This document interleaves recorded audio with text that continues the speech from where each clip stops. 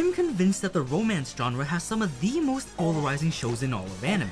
You have really good shows with characters that genuinely connect with each other and it feels natural that they have a close relationship.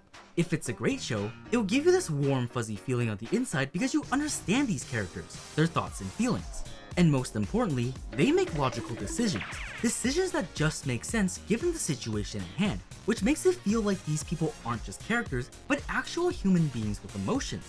Bad shows, on the other hand, make you want to jump into oncoming traffic because the dumbass MC literally makes the worst decisions possible. And that's super cringe. Like, instead of assuming things and making the situation possibly worse, why don't they just go to the person and ask them what's wrong? You know, communication? Luckily this season, we don't have to worry about finding the nearest highways because Saturdays are insanely stacked with amazing shows. And no, it's not because I have Cloverworks goggles on. I haven't been this excited to wake up on Saturdays ever since I was about 7 years old, where I would wake up and tune into my weekly cartoons. I stopped because I had grown out of watching cartoons, but now that I'm older and wiser, I'm waking up every Saturday watching cartoons. Fuck. That guy got hit in the head with a coconut! Rintaro is your typical high school delinquent. He's 6'4", 255 pounds, benches 405 for reps, and can make grown men piss their pants on command.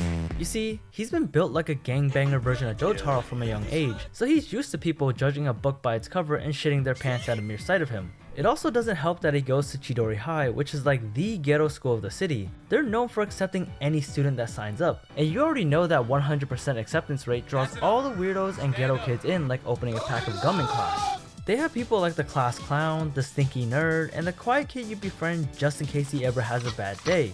Fortunately, nobody has to deal with the hot Cheeto girls in the back because they attend an all-boys school, but right next door is where the prestigious Kikyo Academy is. It's the complete opposite of Chidori High, where all the princesses and rich girls that drink smart water and have tea time attend school. And they look at the boys next door the same way Trump supporters look at immigrants, with disgust and hatred in their eyes. They would probably rather drink bleach than to have to interact with them. The boys of course hate the girls too for looking down on them like cockroaches, even though they've tried being nice.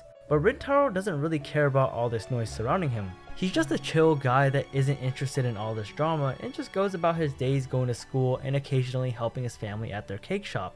And when he least expects it, he finds someone that shares that same attitude. Kaoruko is a high schooler just like Rintaro, but unlike Rintaro, who looks like an Ooga Booga Yakuza member, she looks like this cute little munchkin that wouldn't hurt a fly. She's a genuinely nice person that always treats others with respect and kindness, and she just needs to be protected at all costs because people like her make the world a better place. And when push comes to shove, Rintaro does exactly that. Okay, pause here. I know this is like a fictional romance and drama or whatever, but who the fuck swings at a girl for asking them to stop talking shit? Anyway, the next morning in class when Rintaro is still thinking about Kaoruko and the next time she's gonna come by the cake shop, he opens the window and sees a girl opening the curtains right across from him. And of course, it's her. If you didn't know anything about this show and looked it up on my anime list right now, I think you'd be surprised to see an anime that looks so plain and bland be rated so highly. And I don't blame you.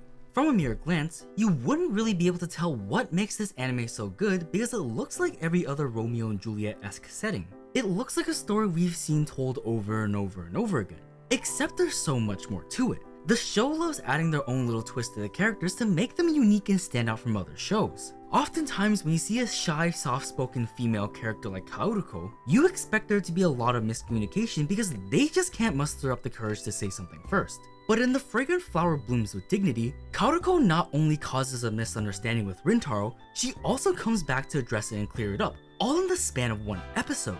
In other shows, you would expect this type of issue to be dragged out for as long as it's convenient to the plot. It feels like a breath of fresh air to see that the soft-spoken girl actually has a voice that other characters listen to. But when things get overwhelming and the words just won't come out, Rintaro steps in to cover for Kaoruko.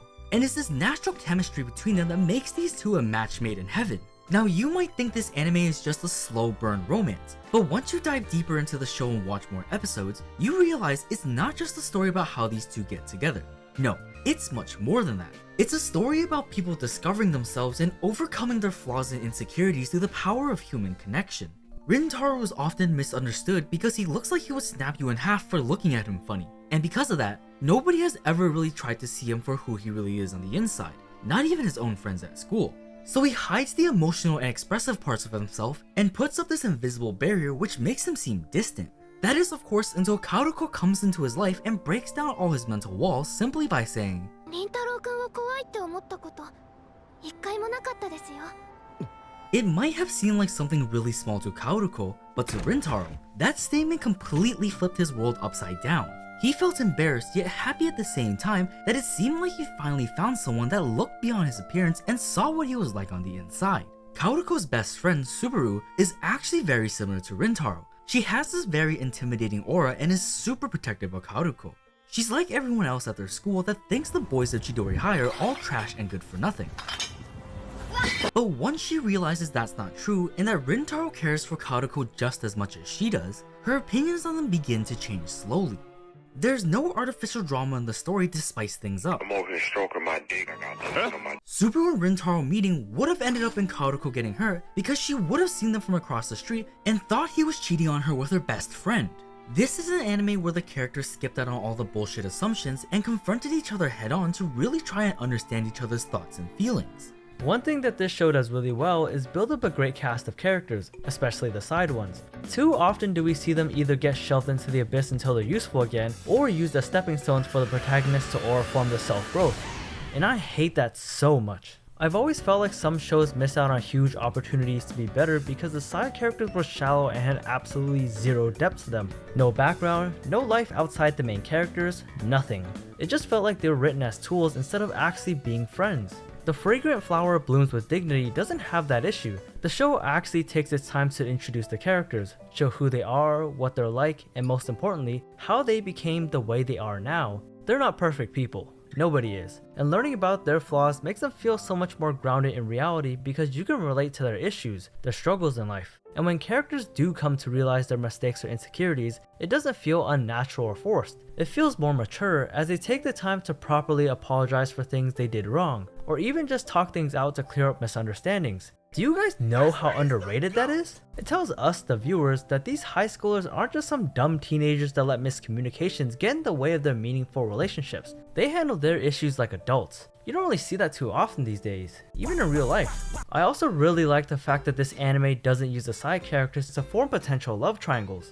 Don't get me wrong, the love triangle trope isn't what I hate.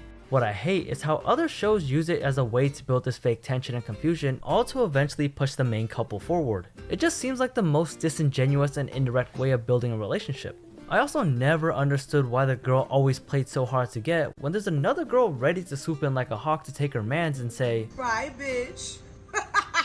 The Fragrant Flower Blooms with Dignity stays in its own lane and focuses on making great characters, which I think carries the story more than the beautiful animation does. And that's saying a lot because the anime is absolutely stunning.